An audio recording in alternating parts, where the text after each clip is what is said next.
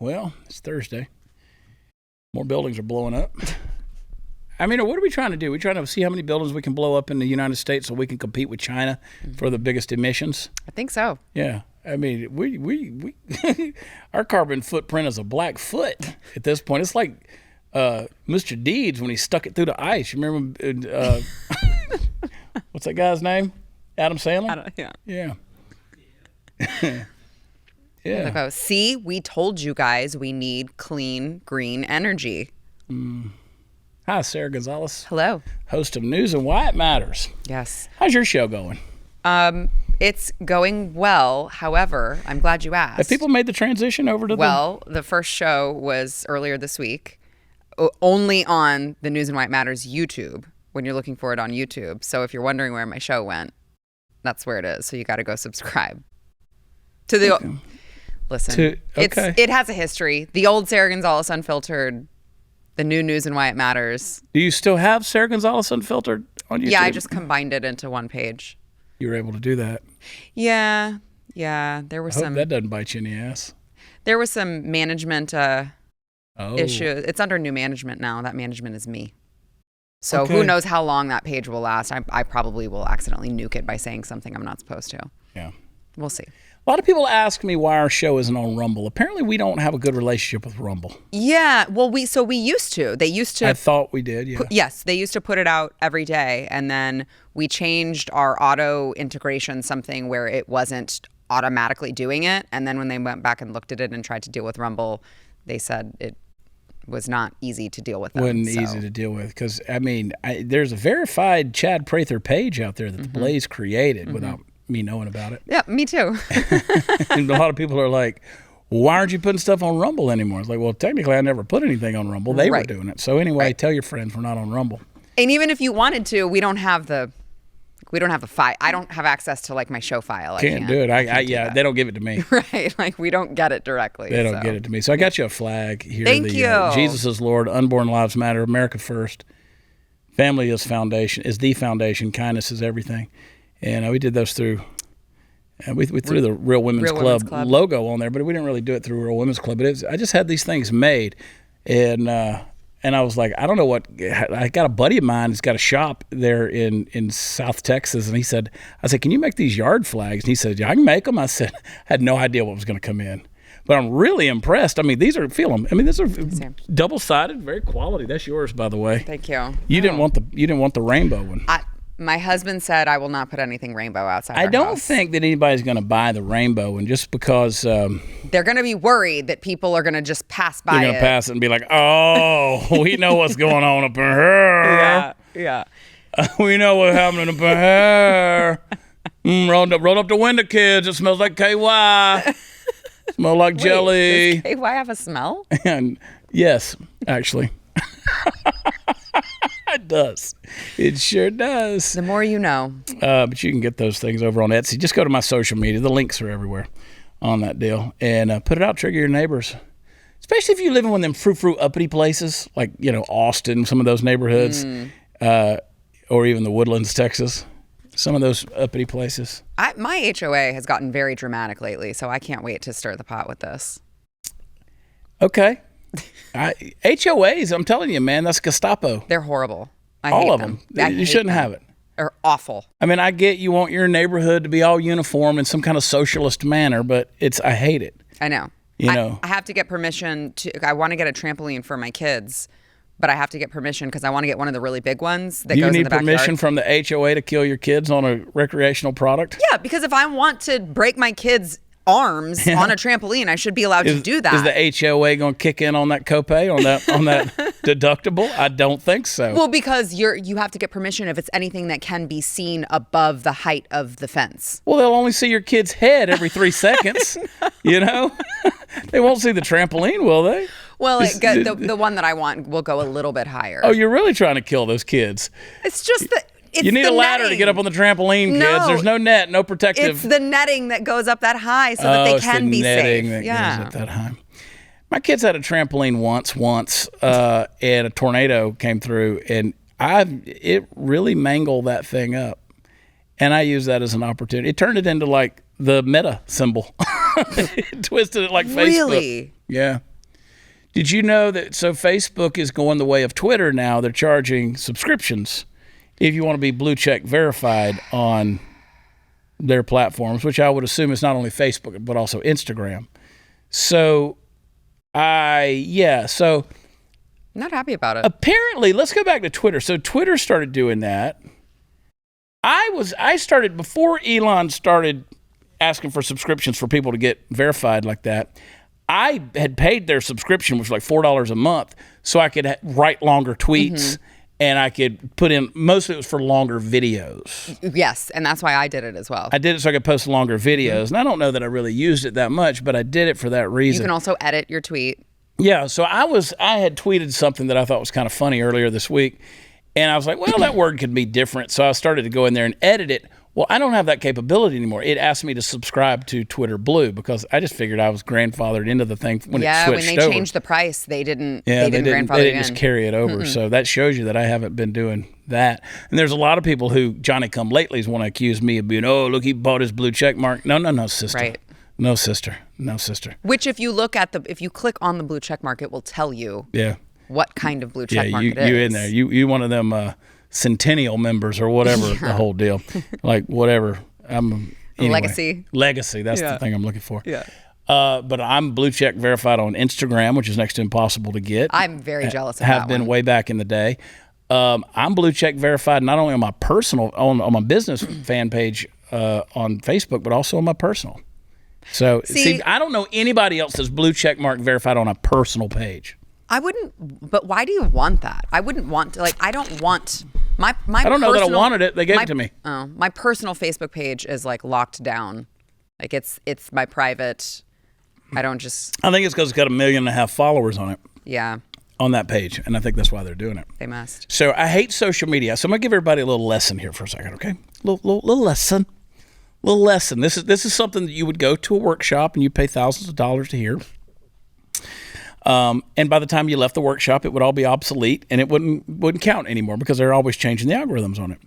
If you guys want to promote something like you got an event coming up, whether it's a political rally or a concert or anything like that, and you post a picture up there, and that picture is just covered with words, like you got 9,000 sponsors on there and all the dates and all the times and all the prices and what time the doors are going to open and who's bringing what potluck and all this nonsense, and Sister Sarah's going to be doing her special chicken salad, that picture will not be seen. They're going to bury that because if you have more than 20% of that picture covered in words, it ain't going to be seen. So you guys that keep putting all these barbecue raffles out there, stop. That ain't going to work, okay? Say what you want to say. Don't post a link. Don't tag anybody because you're going to bring that post down to the lowest common denominator. And that means if I got 1 million followers and Sarah's got 500,000, it's going to reduce my reach down to Sarah's size, okay? Wow. And inevitably, you're going to tag somebody that's got 20 followers, and guess what you just did? You just brought your crap all the way down.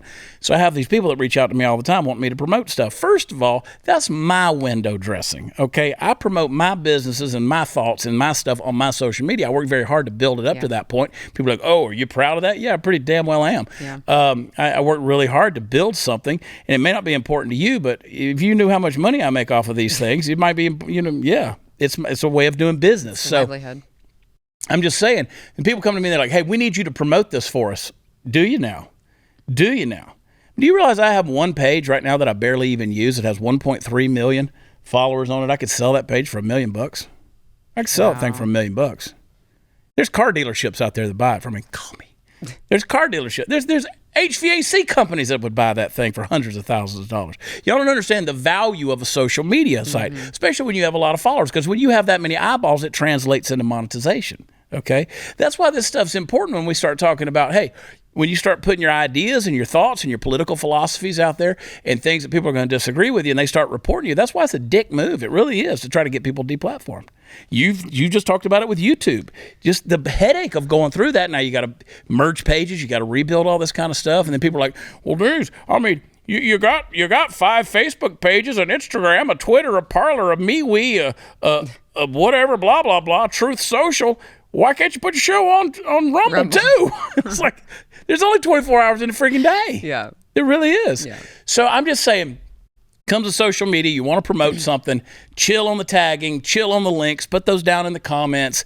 And like I've started saying, I'm just going to tell people, I've just started putting like posts out there and be like, hey, Birmingham, Alabama, y'all suck. And everybody knows that I love Birmingham, Alabama, and that's where I'm going to be Friday and Saturday night. And it's true. I will be there this Friday and Saturday night at the Stardome. Roll Tide. So when I say Alabama sucks, y'all know that I'm in love with Alabama, and I can't wait to come collect some of your money and make y'all laugh and have a good time on the Buck Wild Comedy Tour. So you just got to do these end-around things. Post a cute picture of you and your dog, and then say, Sister Sarah's bringing her special chicken salad, and everybody will know what you're talking about. You just got to train your audience to do that kind of stuff. Social media, if they know if you're promoting something, they want your money. Therefore, they want you to pay. Right. They want you to pay. So I'm just throwing little tips and tricks out there, and I'm letting my blood pressure come down because what a week. What a week, Sarah. Yeah. I can't wait for World War III. They're blowing up. It's going to be so lit. They're blowing up. Part of me, like, I look at this thing and I'm like, you kind of want some crap to pop off just so these people that are so used to soft-ass society will get put in their place and be like, oh, damn. Yeah. Daddy, we need you. Yeah. I need a toxic masculine alpha male to come save me. I kind of, like, deep in my heart, I'm almost like, yeah, let's just let a little something pop off. Just a little, let them just smell the plutonium. I really feel like Gen Z, their main problem is that they are so far removed from when 9/11 happened.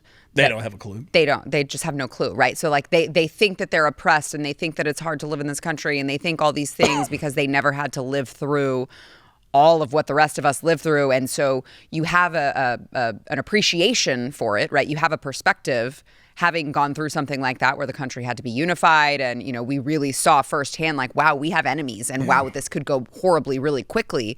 And I think, that's the Gen Z has completely lost sight of that. And it maybe they're not going to gain that perspective until something hits too close to home and they go, oh, crap.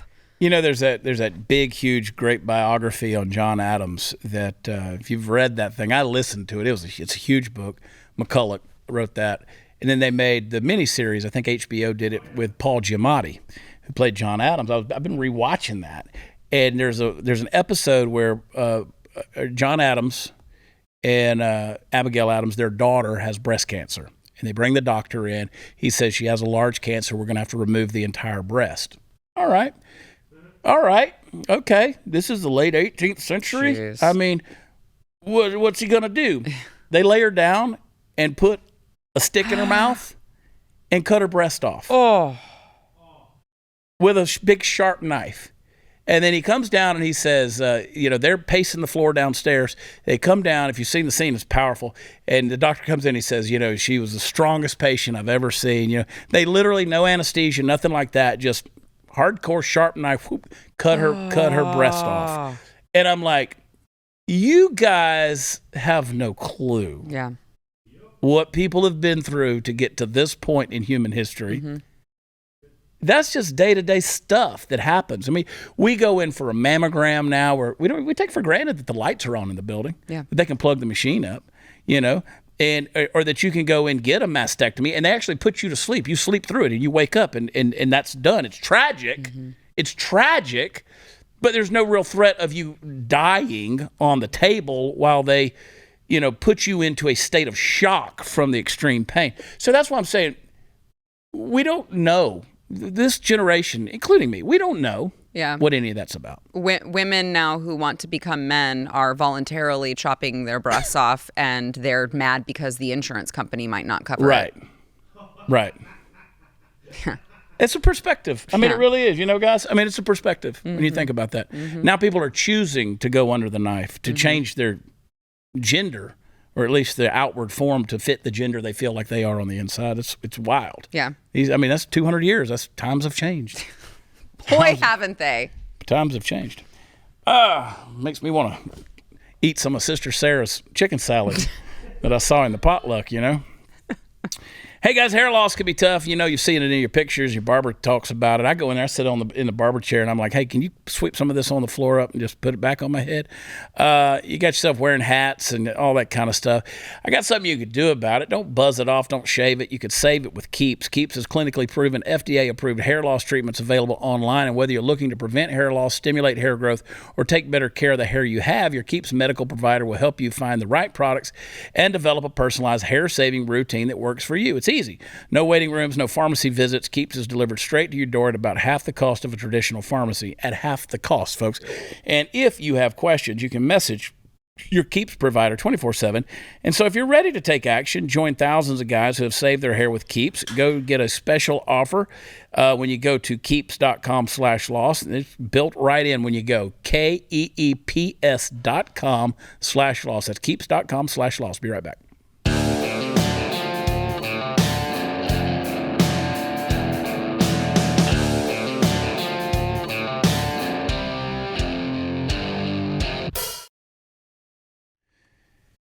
Buildings are blowing up. Joe Biden, he's overseas. I tell you, he's been a guy. He's always got something going on. God bless him. God love you. Well, he's very vigorous, so he likes to travel. He enjoys traveling. He's vigorous. Not a joke. So I want to talk about Justin Trudeau for a second. Let's get British for a minute. Canada's technically Britain. What? Yeah. It'll make sense later. Okay. They're under the crown, so they're technically British. They'd be more French, wouldn't they? Well, no, they part of Canada is, but their government is under the crown of Great Britain. Okay. So they are a British colony, but they do have, like Quebec, Montreal, all that. That is French speaking because of the French settlers from way back. Maybe get into a history lesson there, but those Lake Huron settlers. I'm going to get so many messages from Canadians now. Messing with you guys. But Justin Trudeau, you remember they had this thing a while back. I don't know if you remember it or not, but it was a trucker convoy. It was a protest that they did. And that was about, everybody having to be vaccinated. Mm-hmm. Can we say vaccinated these days? I don't even know if we can even talk about these things. But that wild-ass medical procedure that you had to have in order just to do business. And the truckers were like, nah. Nah. Leave it to a good redneck. And trust me, redneck is everywhere. Mm. They were like, I don't think we're going to do that. And so they lined all the trucks up. They started driving around.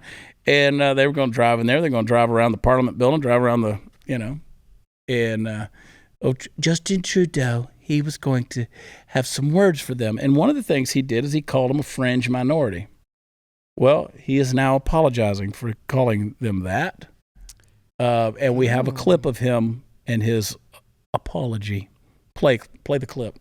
Do you have any regrets about calling Ottawa protesters a fringe minority? Yeah, I wish I had said that differently. There is a very small number of people in this country who deliberately spread misinformation and disinformation that led to Canadians' deaths, that led to excessive hardship in people who believed them. And as much as I tried to emphasize throughout the time that, of course, we're always going to stand up for freedom of speech and freedom to protest peacefully, I wish I hadn't said something that was able to be spread larger. If I had chosen my words a bit careful, been more specific, I think things might have. Wait a minute. Let me unpack this for a second. Justin Castro. I love that image right there. Let me unpack this. So she said, you heard it with your own ears, but I want to tell you what you heard. She said, do you regret calling the truckers a fringe minority? He said, yeah, I do. I wish I could have said that differently. Mm-hmm. But there is a small minority of people who spread misinformation that caused people to die. Okay, so wait a minute. So you're now... let me get this straight. Now, you are the Prime Minister of Canada, which would make you a very small minority. And you are now confessing that you said some things that were misinformation and were wrong that led to hardships in other people's lives. So, Justin, you just self-condemned yourself. You dumb schmuck. Like, I want to punch him so hard. He has a very punchable face. I want to punch him so hard. I want to punch Matt Gaetz, and I like Matt Gaetz. But it's just the face he's wearing, right? And Justin has that face. And I'm like, okay, so you just literally, now you're apologizing for having done what you're accusing others of having done, right? And by the way, that's called society, dude. There's always going to be a small minority of ignorant people who are going to say the wrong thing, do the wrong thing. I mean, look, how many white supremacists do we have in America now? Like 7, 8, maybe 17 at the max? I mean, they do exist. Right. I've been through those crossroads. I've seen the signs out there. I know they exist, but boy, they are few and far between. And they spread misinformation. But am I really going to give them so much credit? If I could be the prime minister of BlazeTV right now, would I really give them the credit to say they are the ones who created this much chaos in my country? Like that small minority were the one. I lack so much control as the prime minister that I allowed this tiny, non-existent, cringy, fringy, statistical non-entity of my society to control the chaos and actually kill people. Kill people caused death in a lot of people. Did it? Really? Well, I mean, I don't know. There's a freshman football player at UNLV who just dropped dead this week, 20 years old. Was that a trucker's fault? There is something that is causing. There is a lot of misinformation that is causing death. There was a 12-year-old in a little league football league that also died this past week. Those damn truckers. Truckers. It's just the words they say that cause people to die. I just don't think that anybody out there has the ability to say anything on any platform. Like, I have all the respect in the world for you. You are my best friend. But I just don't think there's anything you could say that would lead me to my death. Right. Right. I just don't think there is. Glenn Beck, I love Glenn. Glenn is a powerful person in the grand scheme of things. When he says go buy a book, apparently 18 million people go that day and they buy that book. But I just don't think there's anything Glenn Beck could say that would drive me to my death. Do you think that it would be different if you were talking about, what if I was a medical doctor and I was telling people? I'm in a fight with a medical doctor right now. You know this. I've talked about the messages back and forth because she's screwing up. Yeah. And I'm telling her where she's screwing up. She's convinced I'm on a certain medication that I've never been on. And I'm like, that doesn't exist. So I have enough common sense, and I know myself. I know my medical history. And if you start telling me, like, again, there were medical doctors who were telling me to get vaccinated, that would carry a little more weight than a trucker. No disrespect to truckers, because trust me, I believe you have far more common sense than most medical doctors these days. You're supposed to be talking to the expert, right? Yeah. A trucker is not an expert in medicine, obviously. Yeah. Yeah. But they listen to a lot of podcasts. God love you. And I appreciate you. God bless you. Nobody supports the trucking industry more than me. I mean, not with money or anything, but I love you. We actually did with money quite a bit. Actually, the Canadian truckers, a lot of money, actually. And even had the Give, Send, Go people on this program to talk about all the money that was going to the Canadian truckers. So I've said my piece. But, yeah, I mean, if I heard that from a medical doctor, I would want to be like, okay, let's talk about that. But I'm a reasonably educated person. I'm a reasonably well-read person.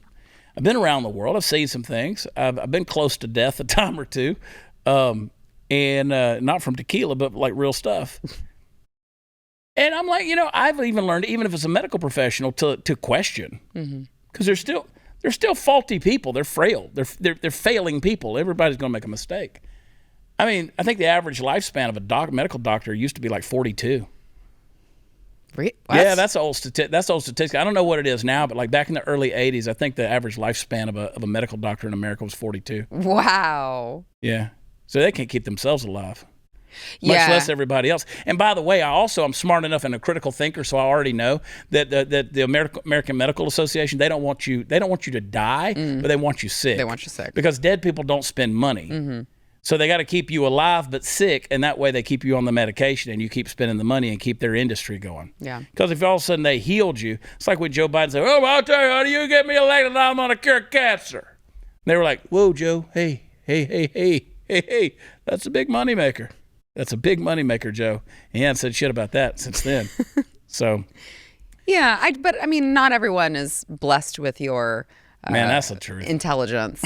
So I don't disagree with you necessarily. I'm just trying to play a devil's advocate because I do think that doctors do have some culpability when it comes to 1,000%. We do not disagree on that. Yeah, I think they should, to the point. I agree so much that I think they should be held accountable. Right. Yes. Like legally accountable. Yes, I agree. And I think that day should come. I hope the penalties. Look at the shirt I'm wearing.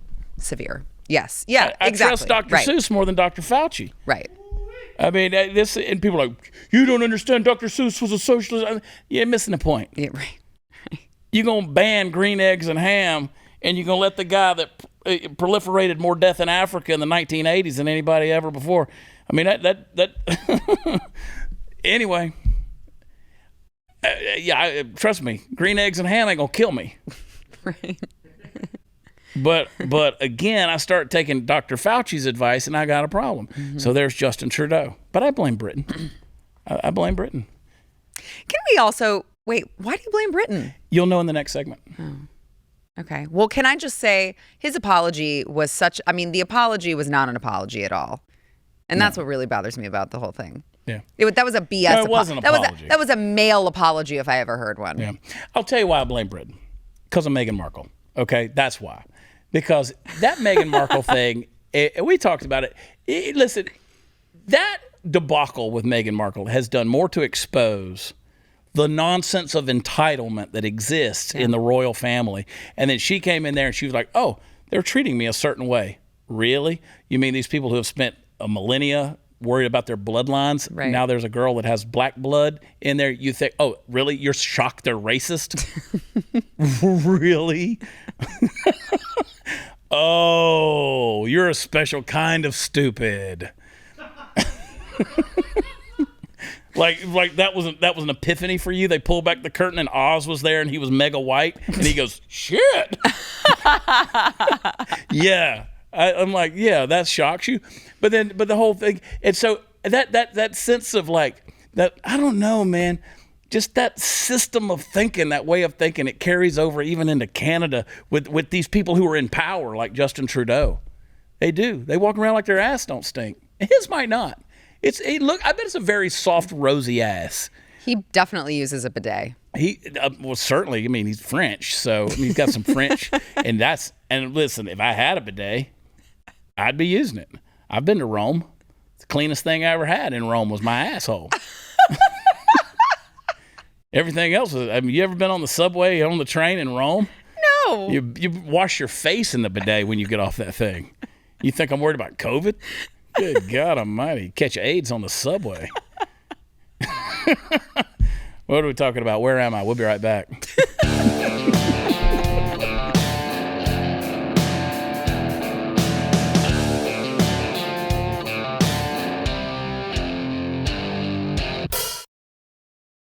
All right. Let's continue the theme, shall we? Let's continue the theme of, I don't know, British things. Hey guys, if you were to, let's say if you were to come up to me and you were to say, cricket is a gay sport. Okay. Did you even know what cricket is? With the little mallet things? Yeah. Well, I mean, if you came up to me and said cricket's a gay sport, I'd probably agree with you. Yeah. And if you followed up that statement by saying cricket is also a transgender sport, I'd be like, oh, that's sort of gay. Now, let's set the cricket versus baseball argument aside for the time being, because I know in your mind you popped off. You said, it's like baseball. Yeah, it's not.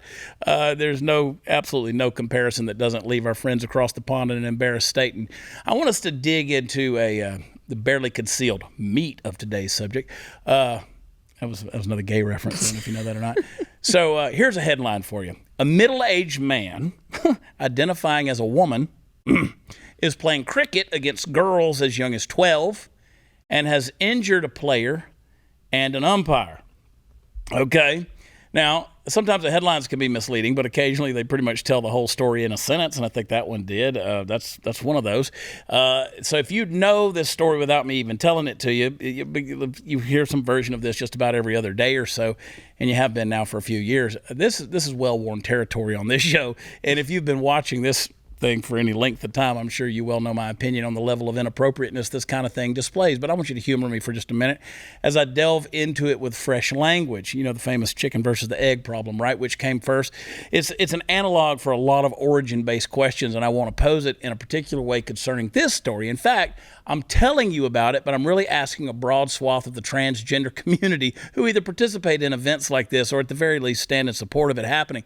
So which came first? Young man pretending to be a woman, a desire to stand out and be something you're not, or the kind of low self-esteem requisite to pit yourself athletically against a group of people who can't possibly challenge you? Unless you think I'm only picking on the transgender community with that comment, please know that I'm actually not. The problems I'm describing are profligate among woke folk of all manner of personal identifications, but let's stick with what we're reporting on here for the time being. Now, desiring to be something you're not is already a frustrating attribute because it's actually a misuse of ambition in the case of most people who identify as transgender. So think about it. There's a healthy way to desire to be something you're not. We do it every time we aspire to be better, just move up in life. When what you desire to become is a part of something higher and better than yourself, you can go places, When it's nothing more than the supposedly truer version of yourself, well, you just built a house of cards on top of a thinly veiled sandpile of narcissism and nihilism, and that isn't going to go well for you very long.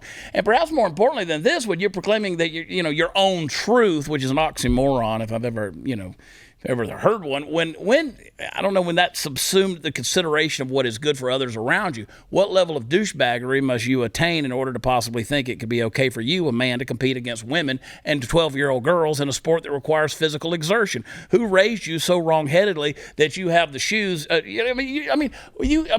gave you the balls? I mean, just the straight up stones. And yeah, the stones, the balls, fella.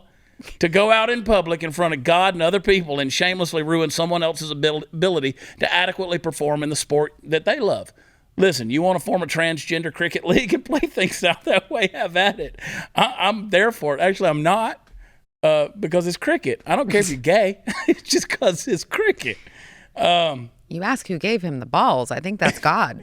God gave you the balls. Go out there and form a cricket league.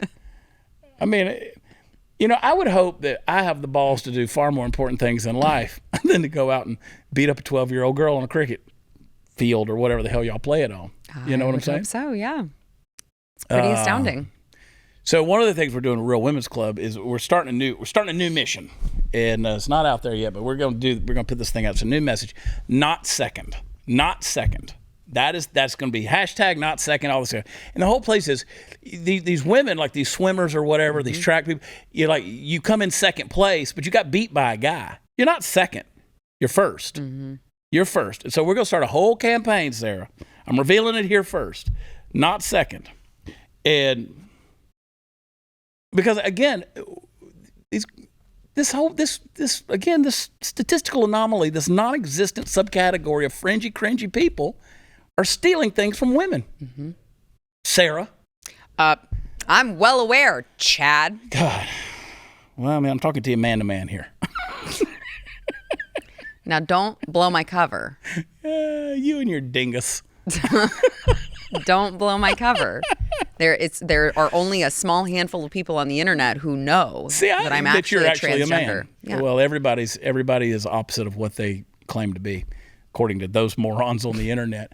But here's the thing. I like to put you on the spot with this because, like, somebody commented on Twitter the other day. They were like, Sara Gonzales is a vile human. They sent me that. And I'm like, I sent you the thing. I was like, what for what? Yeah. And I was like, it's because on Monday's episode you talked about sucking dick? They were talking about feminine penis. I thought that's what we were supposed to do. It's like, wait, you brought that up, not me. Why do I get called the vile one? I know. Well, I mean, do you know whose show you're watching? I know. I watch this show back every now and then, and I'm like, maybe I should be reeling it in a little bit. But I'm like, the Blaze needs some edge, man. I mean, some edge. You're one of the few you're allowed to go out there and say those. I'm not allowed to say that. I have a swear jar on my show. I'm not allowed to say what I want to say. You can't say anything. No. But they're like, Sarah's so vile. And then I started thinking about it. I was like, I honestly, God, I think it's because you call out so much of the crap. It must be. Yeah, that's out there. I mean, you're talking about performing oral sex on a transgender penis. I just put it a little bit more bluntly. It's the same thing. Yeah. I don't know why Chad Prather isn't vile, and I am, but I don't really care. Let's be clear. Because at the end of that little diatribe on Monday, I just said, nobody gets a blowjob ever again. I just ended it right there. Kaput. No more. Keep your mouth to yourself. Right there. Keep your feminine penis in your dress. Well, that is true. Drink all week long. Here we go. We talked about how a feminine penis doesn't exist, but if the rumors are true and I am in fact a man, I do have a feminine penis. I want to cry right now. I don't know. It's like a healthy cry. I look at the live chat. I hear what some of the guys that comment in there about you right now. Those people need to be putting time out. Like some of these dudes are like, they're all about some Sarah. Oh, jeez. They are. Aren't you impressed? I appreciate that. I mean, remember, our demographic, our analytics prove on YouTube that all of our audience is over the age of 45. So that's what you're pulling in, kid. Why are you saying that to me? Am I supposed to be upset that... I'm never gonna dance again. Guilty feet. I mean, got no... 45's not that old. Well, it's younger than me. I know. But 64% of our audience over the age of 45. Good. That's great. Is it? Is it? Your audience is watching you right now and they're over the age of 45. Then they know who I'm talking about. I need y'all to be younger. I'm just kidding. I don't want younger. Because in the words of the Vice President, Kamala Harris, they are stupid. These young people, they're stupid. Whatever. It's true. So I'm glad we have a mature audience. I am too. That's listen, it's the older, wiser people. And they're still virile because they still say some nasty things about you. Be like, Sarah, got them legs sticking out. But I'm the vile one. Yeah, you are. You are. I don't know. I don't know. I'm just telling you. Someone is going to comment on my toes. Listen, what? They always do. What? They always comment on my... That's Chad something I don't get that. He hates feet. I don't understand that. Don't get that at all. I don't necessarily understand it either, but I'm just saying if I wanted to retire from Blaze, I could just go sell feet pictures. I will tell you this before we go to a break, before we get off that topic of Justin Trudeau. Yeah. Back to Justin Trudeau. Okay. That Canada's top intelligence agency, they came out and said Chinese communist regime worked to help Justin Trudeau win the 2021 election. Yeah. That's not surprising. No. So there you go. That's something. Which again, you go back to 2013. Justin Trudeau said that is the one government in the world that he admired was the Chinese government. That's what I'm saying. It's not surprising because basically they get shit done. Yep. That's what he said. So anyway, boy, you ready for nuclear war? You ready? Oh, it's gonna be so fun. I have my emergency food. We'll be. I'm ready. I just hope that that's not the part of the garage that catches on fire, you know? Like I was hiding in the bunker and I came out and my food got burned. Crap, all my popcorn popped. There's something to think about in a nuclear war. It's like, do I have sunscreen? Do we have sunscreen? We need sunscreen. I'm going to need darker glasses. Seriously. Hide the popcorn. Put it in a lead safe because it's going to pop. Damn, it was like a microwave. Just shook all the kernels. Pop, pop, pop, pop, pop, pop, pop, pop. They're shooting at us. No, it's Orville Redenbutter. Bucker. We'll be right back. But if you eat it, you turn into like the Hulk.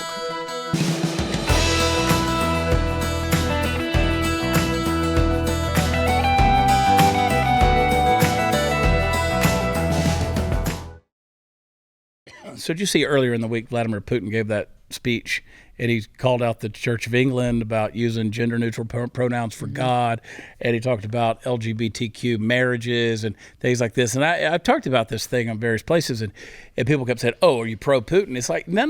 I just want to understand why a guy that we know is a vile person is an enemy of just free society. Why is he saying these things? Why aren't we saying some of these things? That's again, it's like, why aren't we calling out the fact that the nuclear family has been destroyed in the name of an ideology? See, again, people say, oh, so you're saying LGBT. No, listen.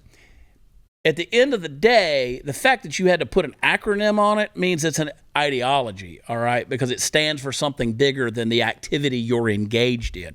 You're about promoting a thing, a narrative, a policy, whatever. So the fact that this ideology has taken over to the point where you want it to destroy much of what is, and I'm not talking about your rank and file gay out there, okay? I'm not. I'm talking about the people who are trying to cram something down everybody's throat. That's not everybody, but that is some, and those people are a powerful few, as Justin Trudeau would say. Yeah, they've hijacked the entire movement. Hijacked the whole thing. Yes, which tends to happen with all of these leftist radical movements. Exactly. So my point is, and they do, there's those out there who do want the destruction of the nuclear family, and we're seeing that happening. It's just falling apart. And so why is Vladimir Putin calling that out? Why aren't we calling that out? Why aren't our churches calling that out? Because we don't have churches anymore. We don't have churches. There's a few out there. There's a few. But the American church, they're not standing up for anything. They're not. I mean, what is the American church these days, right? Because they have allowed themselves to be so fractured. So watered down. Yeah. They're disenfranchised. They're disconnected. They're afraid to get political. They don't want to offend someone, so they start allowing same-sex marriages. Yeah. They're blessing these marriages. In the last 3 or 4 years, I've heard things come out of people that I have greatly respected. I've read their works. I've sat under their teaching. I've listened to them. And I'm hearing things come out of their mouth, and I'm like, what have you been drinking with this? I mean, what are you talking about? Anyway, I can start naming names, but I'm like, really? Yeah. With this thing, you've become a mile wide and an inch deep. You've become a swamp, right? You've become a whole ecosystem where you just allow anything that's living and breathing and can survive in there. You've just allowed it all just to come in there and fester and rot and feed off of the nasty. And again, that's all. The point is there's no condemnation for anything. And I don't care if it's gay sex or heterosexual sex, because you got people that are going in there, people out there doing all these different things. They're fornicating. They act like fools. They get naked with people that ain't their wives. And then what they do, they go in there and sit in church and raise their hands and, praise Jesus together. There's a problem with that.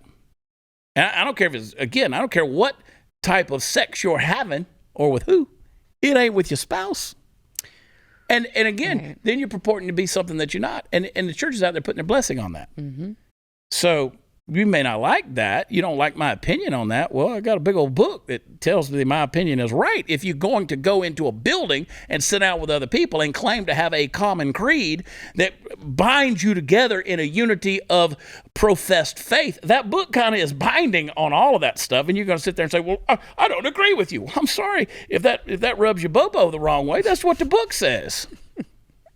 So it's the fact of the matter is what the book says. So that's why, don't take it up with me. Take it up with God. I mean, take it up with what the book says. And so you're not going to preach the book. You're not going to preach the text. You're not going to expound on any of that stuff because it might hurt somebody's feelings. And we want everybody to feel good. We want everybody to feel accepted. Well, that's the thing. Not everybody always felt accepted around the Apostle Paul or around Jesus, for that matter. You don't believe me? Jesus looked at a rich young ruler and said, go sell everything you have and come and follow me. And he said, I got a lot of stuff, Jesus. Jesus kept on walking. And it says he was sad because he had a lot of things. He never could turn it loose. And then, Matthew chapter 7, where he says, listen, a lot of people are going to say, Lord, Lord, did we not do all of these great things in your name? We prophesied, we healed people, we did miracles, all of these things. He's going to say, I never knew you. Now, you might have done some powerful stuff in your life, but I never had a relationship with you. So depart from me, and, there it is. Again, not everybody's going to get accepted. Right. That's my thing. And now you got Vladimir Putin, of all people, sitting out there going, Church of England. Well, they're giving gender-neutral pronouns to God. Which, by the way, if you read it, again, in the Greek language, it is always used as a masculine article. So, again, if you're going to read it in the original, whether it's going to be in the Hebrew or the Greek, it is going to be any masculine article in reference to God. But there it is. They don't care about stuff like that because now they have made God in their own image, and that in and of itself is why we're living under a curse headed toward World War III.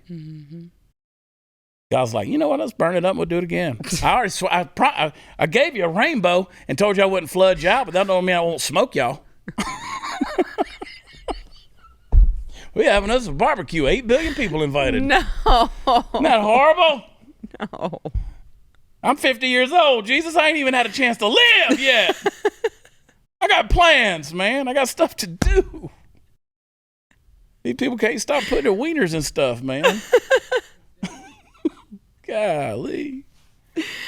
Oh, don't you hate it when Vladimir Putin is right? Well, I do, honestly. I know. I do, too. I do. I do, too. Is he right about it? No, it's just the fact that he said it. I know. And he's like, hey, he doesn't care. He just said it. And so, again, we've become this culture.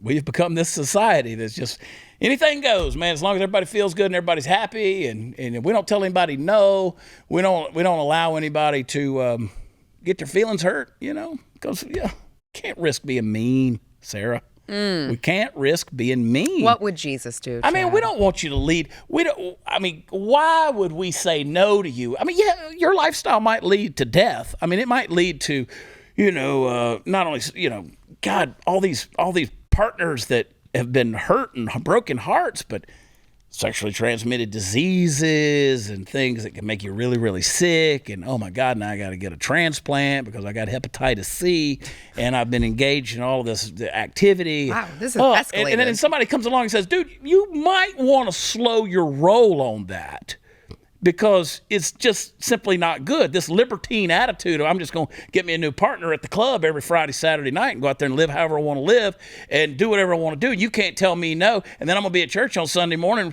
again, praising my Jesus. Well, is that love? I mean, is it? When I told you that everything's okay as long as you come in here and, oh, by the way, give your 10% of cash. That's one of the reasons why I've had to step way away from the modern American church, because I'm like, what are you guys doing? You're sure not changing the world. You are sure not changing the world. And if you compare your activities with the New Testament, I mean, those guys got crucified and their heads cut off for what they did, and they changed the entire known world. They didn't have television. They didn't have telephones. They didn't have telethons. They had teleperson. And they walked all over the world telling people a message, and it changed the entire globe. And well, what are we doing? We're making sure the Starbucks is hot in the lobby and the air conditioning's right, and we got beautiful little waterfalls and brand new sets and light systems turned on in the church so that everybody's happy and feels close to Jesus on Sunday morning. We'll be right back.